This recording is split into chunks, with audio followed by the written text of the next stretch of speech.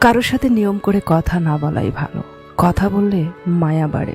মানুষটা যদি কখনো আপনাকে ছেড়ে চলে যায়, তখন দেখবেন এই মায়া আপনাকে আর ভালো থাকতে দিচ্ছে না। মায়া জিনিসটা আসলেই খুব খারাপ। দিন শেষে এই মায়া আপনাকে না দেবে ভালো থাকতে, না দেবে ভুলে থাকতে। তাই মানুষের সাথে যত কম জড়াবেন, মায়া যত কম দেখাবেন, জীবনে তত ভালো থাকবেন। বেঈমানকে কখনো দ্বিতীয়বার সুযোগ দিতে নেই, কারণ তারা কখনোই এর মর্ম বোঝে না। জীবনে অসাধারণ কাউকে চেয়েও না, সাধারণ কাউকে চাও, যার কাছে তুমি অসাধারণ হয়ে থাকবে।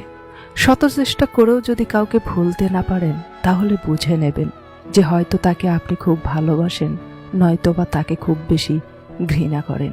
জীবনে কাউকে আঘাত করার আগে একটু ভেবে নেবেন নিজে আঘাত পেলে কেমন লাগে।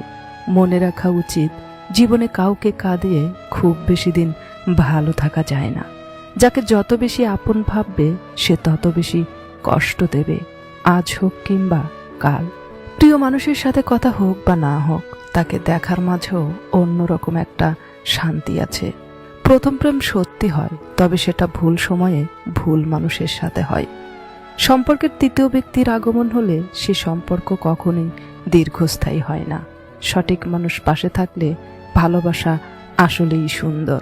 যদি কখনো কাউকে মন থেকে সত্যিকারের ভালোবাসতে না পারো, তাহলে কখনো নিজের স্বার্থের জন্য তাকে ব্যবহার করিও না। মানুষ মানুষকে না দেখেও জীবনের চেয়ে বেশি ভালোবাসতে পারে। কেন জানেন? কারণ ভালোবাসা সৃষ্টি হয় মন থেকে, মুখ দেখে নয়। বর্তমান সমাজে স্বার্থপর আর বেঈমান মানুষগুলোই ভালো আছে। জীবন যুদ্ধে হেরে যাচ্ছে শুধু সৎ আর বিশ্বাসী মানুষগুলো। মানুষের স্বার্থ শেষ হয়ে যাওয়ার পর মানুষ আপনার সাথে যে আচরণটা করে, সেটাই তার আসল চরিত্র। কষ্ট তো তখনই হয় যখন কেউ অনেকটা কাছে এসে আবার অনেকটা দূরে চলে যায়।